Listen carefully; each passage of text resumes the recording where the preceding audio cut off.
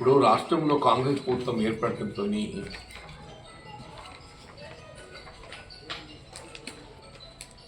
ప్రధానంగా వ్యవసాయంపై ఆధారపడినటువంటి రైతాంగాన్ని ప్రోత్సహించాలనేటువంటి ఒక భావనతోని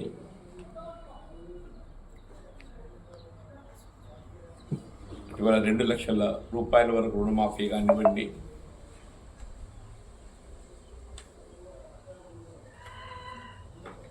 రైతు భరోసా పంటకు 6,000 రూపాయలు పెట్టుబడి సమకూర్చడమే కానివ్వండి,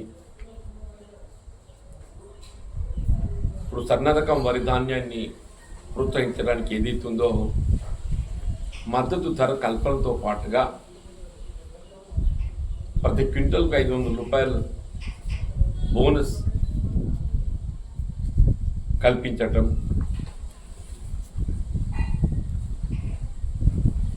ఇవన్నీ చేస్తున్నప్పటికీ కూడా రైతాంగానికి వ్యవసాయానికి తోడు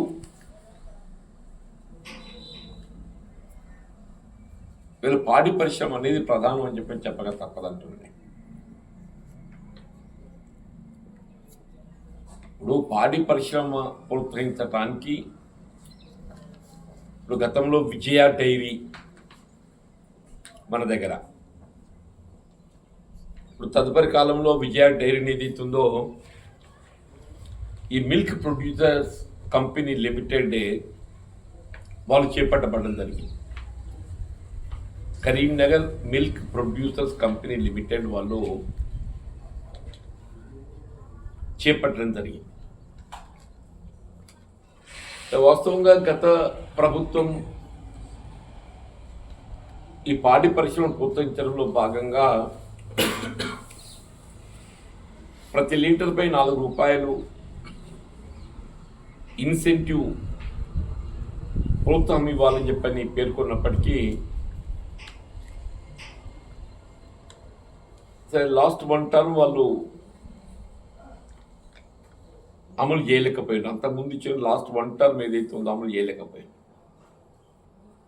ఇప్పుడు ఏమైపోయిందంటే ఇప్పుడు ప్రభుత్వ పరంగా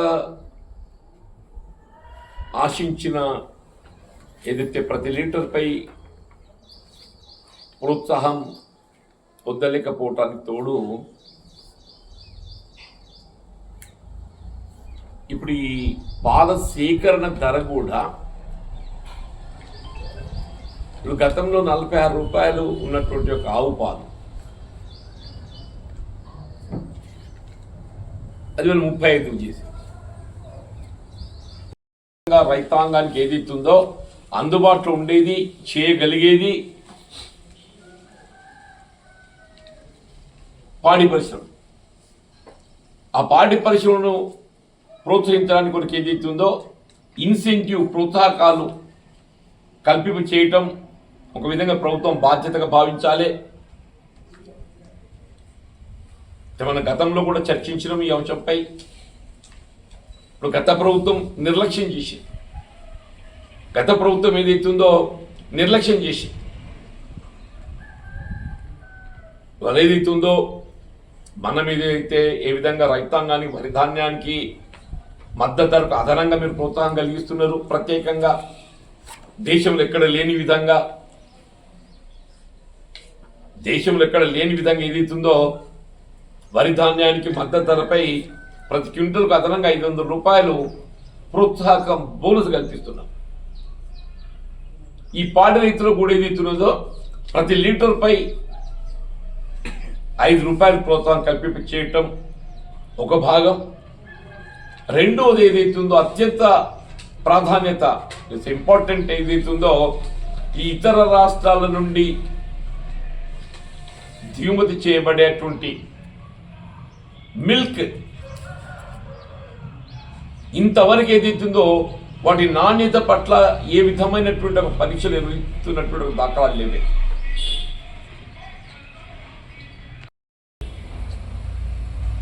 ఇప్పుడు ఇతర రాష్ట్రాలకు వచ్చే పాలన్నీ ప్యాకెట్ల రూపకంగా వస్తున్నాయి. ఇతర రాష్ట్రాలకు వచ్చేటన్ని ప్యాకెట్ల రూపంగా వస్తున్నాయి. ఈ ప్యాకెట్ల రూపంగా రావడంతో ఏదైతుందో బట్ టెస్టింగ్ అనేది లేకుండా పోతున్నది.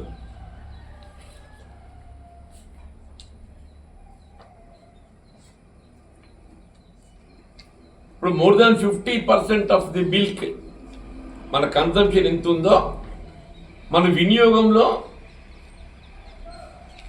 మోర్ దాన్ 50% ఏదైతుందో ఇతర రాష్ట్రాలకి వస్తున్నాయి.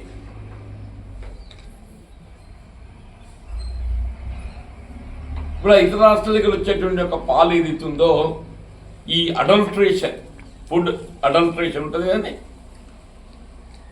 ఆ పరీక్షలు చేయడం అవసరం. ఎక్కడ కూడా పరీక్షలు లేవు. ఒకసారి ఏదైతుందో మీరు బార్డర్ చెక్ పోస్టులు పెట్టేసి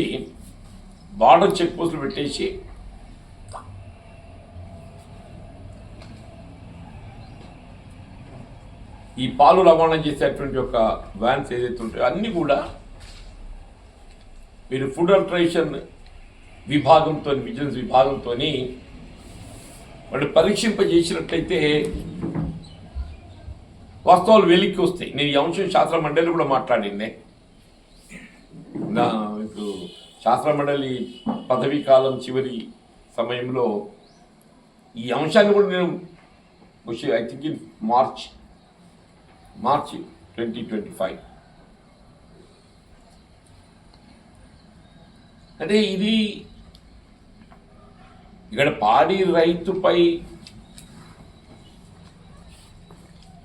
మనకు ఆర్థికంగా మనకు దెబ్బతీయడం, నష్టం కలిగించడమే కాకుండా ఆ విషతుల్యంతో వినియోగదారుడు కూడా అది దాని ప్రభావం పడేటువంటి ఒక అవకాశం ఉంది.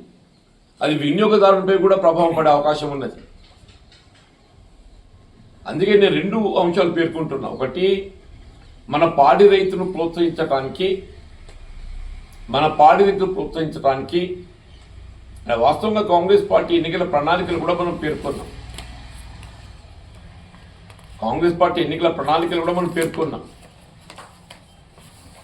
ప్రతి లీటర్ పై ఏదైతుందో 5 రూపాయల ప్రోత్సాహం ఇవ్వడం జరుగుతుందని చెప్పాలి.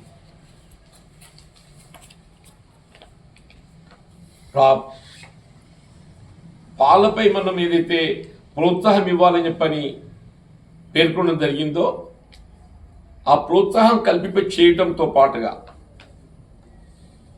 ఇతర రాష్ట్రాల నుండి ఏదైతే మనకు సప్లై అయ్యేటువంటి యొక్క మిల్క్ నాణ్యత పరిశీలింప చేయటం,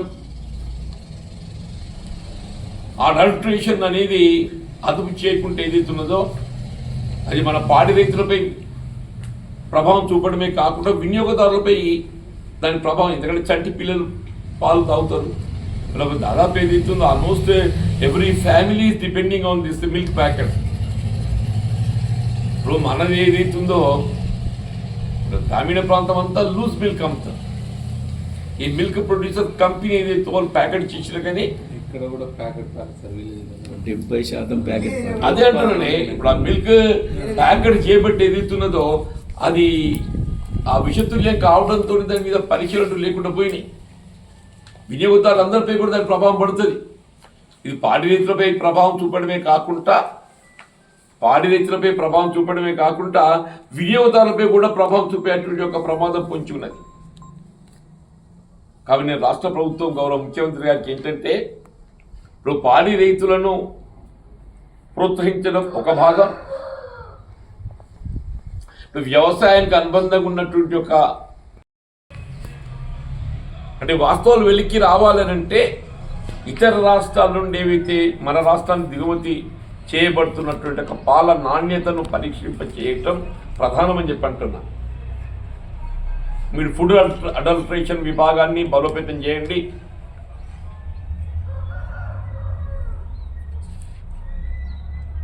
ఈ వాస్తవాలు వెలికి వస్తే వినియోగదారులను మనం ఏదైతుందో వాళ్ళ ఆరోగ్యంపై నెగటివ్ ప్రభావం చూపుతుంది. ఇది దట్స్ మోర్ ఇంపార్టెంట్. ఎందుకంటే మన దగ్గర ఉత్పత్తి వ్యయం ఏదైతే ఉందో ఇతర రాష్ట్రాల్లో కూడా సేమ్ ఉత్పత్తి వ్యయం కావాలి. దానికి అవసరపడేదే ప్రధానంగా ఏదైతే ఉందో మొక్కజొన్న ఫీడ్ ఏదైనా కానీ మనకు అదే ప్రైస్ ఉందో వాళ్ళకి అదే ప్రైస్ ఉంది, మనకు అదే ప్రైస్ ఉంది వాళ్ళకి అదే ప్రైస్ ఉన్నది. మరి వాళ్ళు రవాణా ఛార్జ్ అదనంగా అవుతుంది, వాళ్ళు మనకన్నా తక్కువ ధరకి ఎట్లా పోస్తుంటే ఓ 10% డిఫరెన్స్ ఉంటుంది అనుకుంటే, ఒక 10% ఉంటే వాళ్ళు ఏదైతుంది వాళ్ళ మన ఏ రైతు చూసినా కానీ ఏదైతుందో మా సత్యనారాయణ ఉన్నాడు ఈ ఉదాహరణకు అంటూ నేను పాపం సంవత్సరాల తరబడి నడిపించినోడు చివరికి ఎత్తేసిండు, అంజన్ చివరికి ఎత్తేసిండు. గంగన్న కానీ ఎవరమన్నా కానీ చెప్పంటున్నా ఎందుకు ఎత్తేసిండు? మనకు అందులో ఆశించినటువంటి ఒక ఫలితం కనబడటం లేదు కాబట్టి ఇప్పుడు మా రాజిరెడ్డి అని ఉండండి పాపం ఆయనగా దానికి కొనసాగుతుంది. ఇప్పుడు దానిలో బ్యాంక్ లోన్లు ఇవన్నీ ఉన్నాయి కాబట్టి మధ్యలో తప్పుకునే పరిస్థితి లేదు. నువ్వు రాజిరెడ్డి ఉన్నా మధ్యలో తప్పుకున్నాడు, తప్పుకునే పరిస్థితి లేదు ఆయనకి. అప్పుడు మిషన్ కూడా ఇచ్చారన్న మాకు కాబట్టి ఏదో ఈ రెండు అంశాలు నేను విజ్ఞప్తి చేస్తుండే. ఒకటి ప్రోత్సాహకం, మనము ఏదైతే ఆలోచించినామో ఆ ₹5 ప్రతి లీటర్ ప్రోత్సాహం కల్పింపు చేయాలి, ఇన్సెంటివ్. ఈ రెండోది ఈ దిగుమతి, ఇతర రాష్ట్రాలకు దిగుమతి అయిన ఒక పాల నాణ్యత పరీక్షలు ప్రధానం, వాటిపై దృష్టి కేంద్రీకరించాలని చెప్పని నేను రాష్ట్ర ప్రభుత్వానికి గౌరవ ముఖ్యమంత్రి విజ్ఞప్తి చేస్తాను.